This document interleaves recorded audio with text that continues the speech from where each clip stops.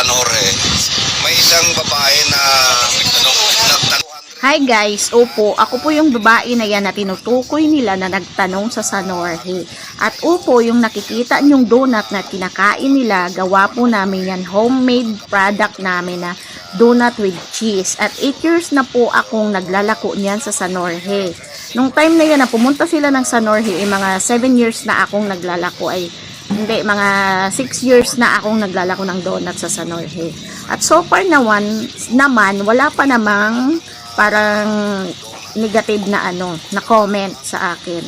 Kaya dyan sa mga aanga-anga dyan na parang bibili na parang diskumpiyado, oy, nakain na yan ni Senador Peng Lacson at ni Dra Padilla at ni Manny Piñol, napakyaw nila. Ayan nakikita nyo, kinakain nga nila. Kaya wag kayong dana ito sa San Jorge pag naglilibot may da pa mga mapakian na hindi man inihinimo, malimpyo ito day, kuan ito day, holok ko, ati pinakauna ito na yung Senador Peng Lacson, tapos mag-inarte ka pa.